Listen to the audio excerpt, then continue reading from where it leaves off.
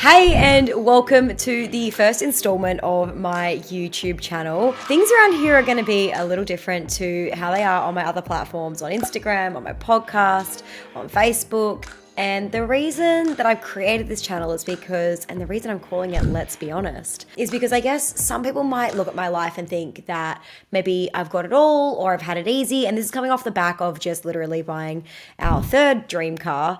And the reason I'm creating this is because, yeah, of course, in some ways I have had it easy. I have had incredible parents who loved me so much. I've definitely had that easier than other people. In fact, they probably loved me too much. They probably loved me enough to me up in some ways. I've had, people who care about me enough. My parents pulled me out of schools when I was hanging out with the wrong people. They worked really hard to give me a great education. I'm a single, technically married. I'm a married white female.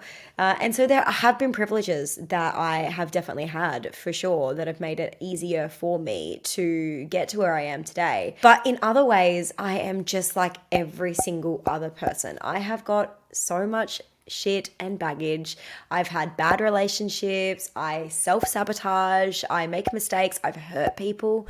And I guess I wanted to share some behind the scenes footage with you because I think that Instagram can often show one side, as you will well know. Instagram can show just the highlight reel. And for me, my Instagram is really a business tool. And so you're only getting one side of me, and that's the business side. And that's only one element of who I am. And so I created Let's Be Honest because I guess I really want to share the honest truths behind growing a multi-million-dollar business and my honest experience of life, what I'm learning about myself as I grow, and things that I'm probably not, that are really personal, that I might not share on other channels. So welcome to joining me here.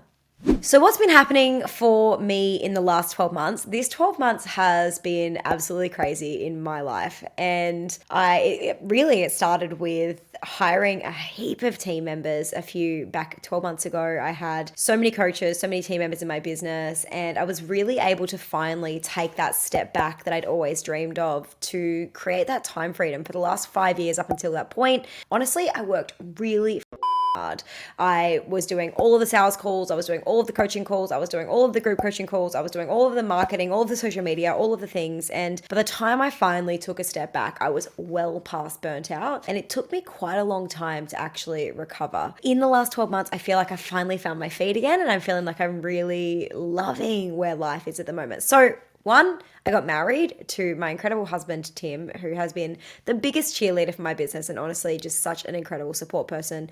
He's also an entrepreneur, if no one has seen him or if you're new here, and has run businesses for the last 10 years. He's built 3 multi-6-figure and 1 7-figure business and has sold 2 of them for profit. He's a genius when it comes to business, so I'm so lucky to have him in my corner. So we got married back in November of 2022, and that was a vibe, so much fun. We went on our honeymoon, and then we were on our honeymoon, we decided to build another business, and so we birthed another business in early 2023. Then we bought our dream house, which we were not in a rush to buy, and we were actually not intending on buying it all. But the reason that we bought was because it was in the suburb that we've been looking at, and it was modern and new. Now, the suburb that we were living in at the time, and which is around the corner from where we are now, and it was a really beautiful suburb. We wanted to stay in the suburb or the area, but it's quite an old suburb. It's right near the beach, but it's quite old in Perth, and so we didn't want to live too far away, but there's no really modern houses, and we're not the renovating kind. So we finally got our dream house, which we love. But in amongst all of that, and I guess this is where the honesty stuff starts to come through. In amongst all of that and things that I haven't really shared publicly, that my dad's health has been in a really rapid decline. And over the last probably 3 years, really specifically, it's just getting worse and worse. So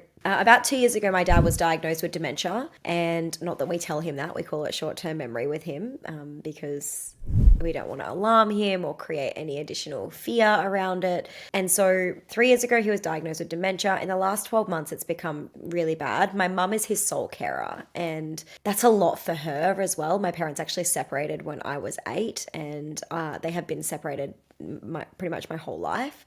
They moved back in together a couple of years ago so that mum could care for dad, but as you can imagine, it's not super ideal, being that she's quite a bit younger than my dad, and really she's a separated, technically single woman, and so she's been wearing all of that. And I guess it's been really hard for me personally because I am an only child, And so when mum and dad are suffering or struggling, there's no one else to help. There's only me. There's only what I can give. And up until the last 12 months, honestly, I haven't been able to give a lot. Financially, I've been able to contribute really comfortably for the last like 3 to 4 years. But my time, I just did not have the time freedom to look after them and to be able to support them the way they needed. And so my dad's been in this, really rapid decline. My mum's been a sole carer for him. And it's just been really hard to watch him decline. And it's an interesting thing because I think some people will be watching this and think, you're lucky. You're lucky you get to watch your dad get old. And just for reference, he's 75. You're lucky to watch your dad grow older. You're lucky to have that time with him because I do know there are a lot of people out there that haven't had that luxury, that don't get the luxury of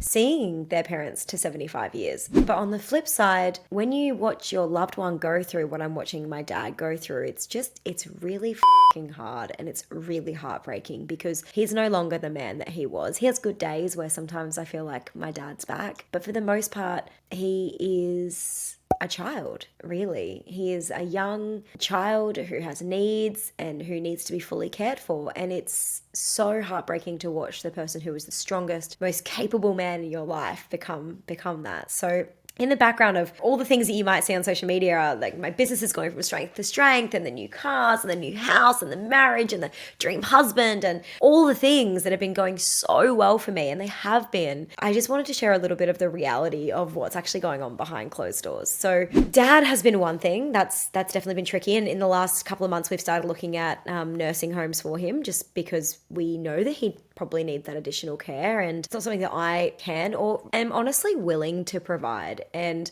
the reason I'm not willing to provide it is because I'm young. I'm 33. We haven't even had kids yet. I'm in the prime of my life and I'm not about to give away all of my energy and time and effort to caring for him when there are incredible facilities that are going to do that 10 times better than I'm going to be able to, and that will give him the quality of life that he really deserves. And so while it was a really big decision to put him into care and to make that decision to put him into care, and we have found the right nursing home. We're actually just waiting for a bed at the moment. It was a very confronting decision to make, but it has been very relieving now that we've made that decision. So we've got that happens on one side of my world. And on the other side, something that I don't share super publicly because it's not really my story to share and it's not really for me to talk about, but I think it's worth probably being very honest about, is that for 20 years of my existence, I'm 33, my mum has been an alcoholic. And in the last 12 months, she's actually been sober, which has been so amazing.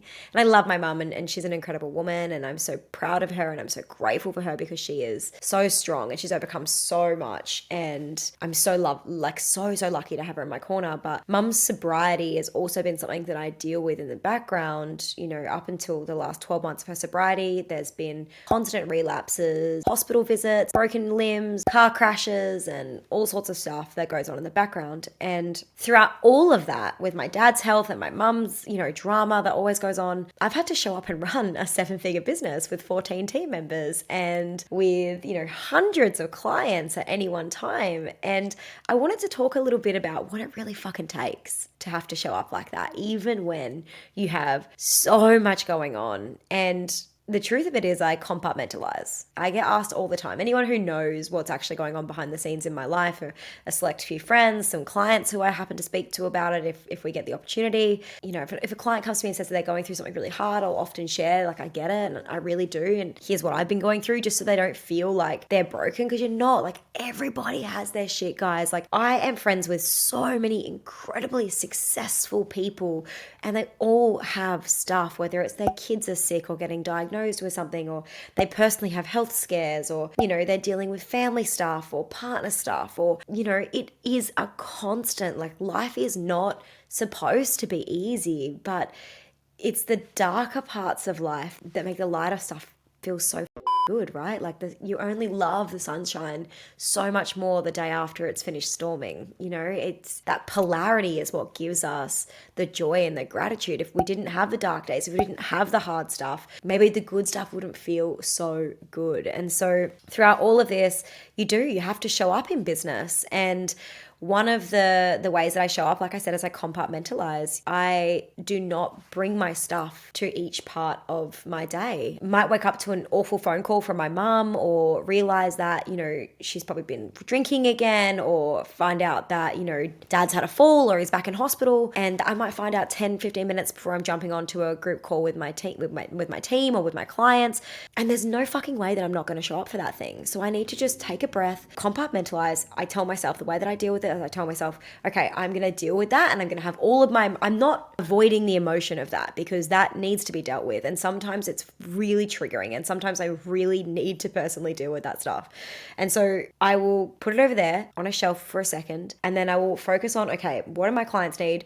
Boss bitch Steph is coming in right now, and she's coming in with the fierce goods, and she's coming in to be whatever her clients need her to be today. And then later on this afternoon, I'm going to give myself some time and space to deal with whatever else has come up in the day. And I think that compartmentalizing for me, and look, is it healthy? I'm not sure. Am I, a fully qualified trauma, psychological expert? Absolutely not. Yeah, I have a couple of qualifications around NLP and, timeline therapy and things like that. But this is just the way that I deal with it. And so maybe you've got some shit going on at home as well. Maybe you've got some stuff that is just feeling really hard and really heavy right now. And I get it. I've been through lots of hard and heavy shit too. And all I'm saying to you is that if you want a successful business, and if you want to grow a successful business, multi-seven figures, huge empire, team members, hundreds of clients, huge impact, it means there are going to be days where you're going to have to show up when you don't feel like it. And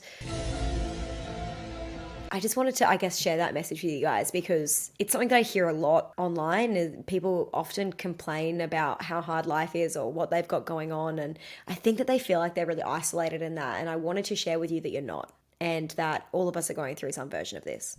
So on the back end of all of that, the good news is that we have been making, in my business, Brave Endeavors, we've been making more money than ever before. I'm talking about 120, 130K cash months, $130,000 cash months, just consistently on lock every single month, all the time. And it's been incredible. But here's one thing that the reason it's caused me almost some problems being so damn good is that it let me get comfortable. And for the last 6 months, I would say I've been really comfortable. I've just been showing up and doing the thing and, coaching and just letting the money roll in, and the systems are all set up. So it just was happening so easily. And I really have basked in that for the last 6 months. I really enjoyed all of that for the last 6 months. But in the last couple of weeks, the last 6 to 8 weeks, there's been a niggle. There's been something in here that's been like, oh, you need to grow. You're ready to do something huge. You're ready to move the needle. Yeah, cool. You're on track to make 2 million this year. Why not 10? Why not 20? Why not really level up and create the kind of impact that you've always wanted? And so everything has been very comfortable. And when you've been comfortable for a while, and if you're listening to this, if you're watching this, when you've been comfortable for a while, it might be an indication that it's actually time to grow. So over the next couple of months, and definitely the next couple of weeks, you're about to witness a transition period for me where I'm stepping into an era of go big or go home. And one of my values that I'm carrying forward is honesty. And it's something that I will be doing with my clients. I'll be brutally honest with my clients. It might not be what you want to hear, but it's exactly what you need to hear. And so I'm going to dish it up hot. I'm going to be brutally honest with myself, and I'm going to be brutally honest on here with you guys, because I want you to know the real behind the scenes of growing a business like this. So welcome to my YouTube channel. Welcome to Let's Be Honest with Steph Gorton. I am honored to have you here, and I'm really excited to take you on this journey with me.